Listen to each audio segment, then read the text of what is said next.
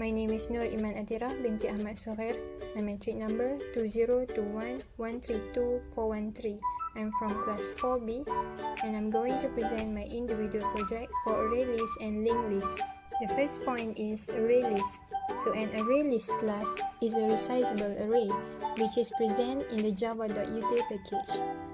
While a built-in arrays have a fixed size, an array list can change their size dynamically, and an element can be added and removed from an array list whenever there is a need. The linked list. The linked class is a collection which can contain many objects of the same type, just like the array list. While the array list class and the linked class can be used in the same way, they are built very differently. So this is my application in BlueJ. So in this application, you can sum the quantity and price, and then you can find the average, and you can also find the lowest and the highest price. And last but not least, you can copy the array list to the linked list. So here we have three classes. First one is linked list, and then the pharmacy class, which is an object class, and the third one is the most important one, the main pharmacy class. So in the linked list, I also included the node and empty exception because I don't want the interface to be too crowded. So we are going to look into the pharmacy class first. So for the pharmacy class, you can see that I've declared pharmacy code, pharmacy quantity, and pharmacy price. And then I have a few methods here. The first you can see is a constructor, a normal constructor. And then I have an XXL method to return the pharmacy code, to return the pharmacy quantity, and the pharmacy price. And the second one, I have a new data method to set the pharmacy code, and to set the pharmacy quantity, to set the pharmacy price. Then I have a toString method to display the message and asking for the pharmacy product code, pharmacy product quantity, and pharmacy product price. Next, we are going to look into the linked list class. Before we go into the main pharmacy class,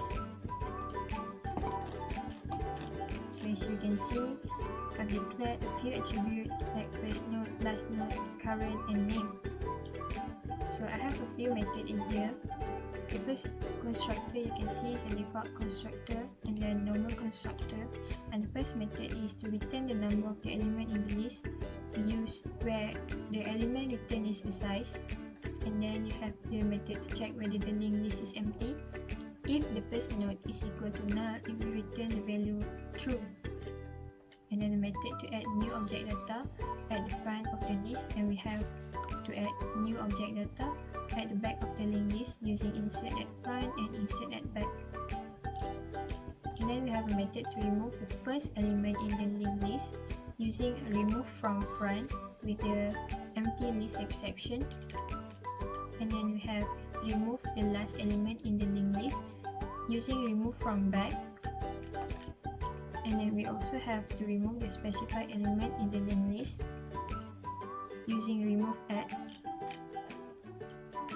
And we also have the return the first element in the linked list using get. And return the next element in the linked list also use get, same as to get the first element in the linked list. And then we have the method to return the specified element in the linked list using get, and also the index number. And then we have a print. So print is basically for the output. Next, we are going to look into the main pharmacy class. It's going to be a long class. So here for the main public main pharmacy class, you can see there's scanner, the system in, and then have a method to create array list object with the name of budget list, and then we create a linked list object with the name of expensive list. And then we declare the pharmacy class object budget and expensive. We also declare object class with object and object 2. And then the first thing, the user receives the welcome message, and they have to choose the code between 1 until 7 because I have 7 code here. So when the user enter the code between 1 until 7, if they choose the first the action is 1, and then the first thing you have to enter after that is to enter the number of the pharmacy product. Like example, if they enter 3, so it means that in the pharmacy they have 3 products. So this loop will run until the user has entered 3 products. And then we have when you enter the action of 2, you have to enter the index number for the pharmacy product to be deleted. So meaning you want to remove the product from the list.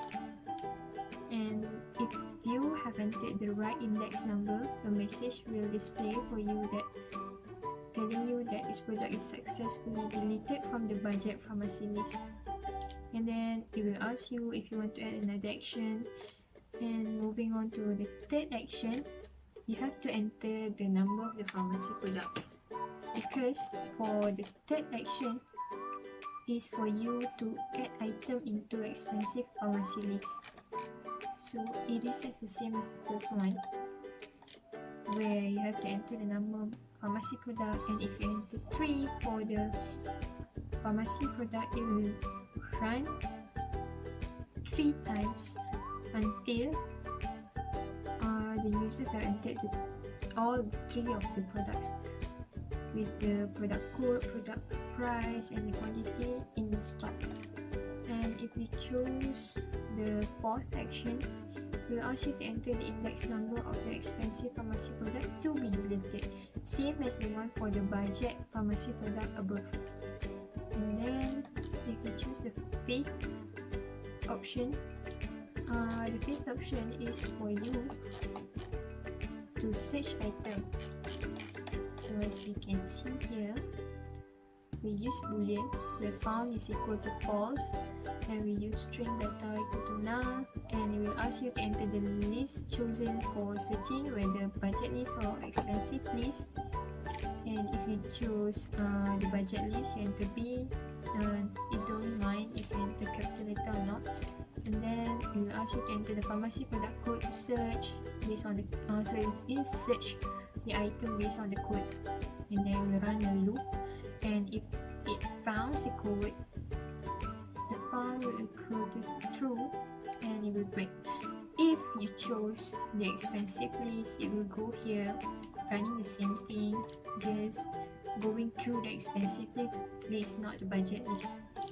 And then if you have entered the wrong code above, when you choose the action of 5, it will say a message, sorry that you have entered the wrong code. And if you entered the right code and they found the code in the list, it will print out the product details, and it will tell you that the product you are searching for is in the list with the index number of. And then it will ask you again if you want to add another action, and if you chose the action of 6, where the 6th option to display all items. So here, basically if you choose 6, it will just display all items in the pharmacy inventory. And here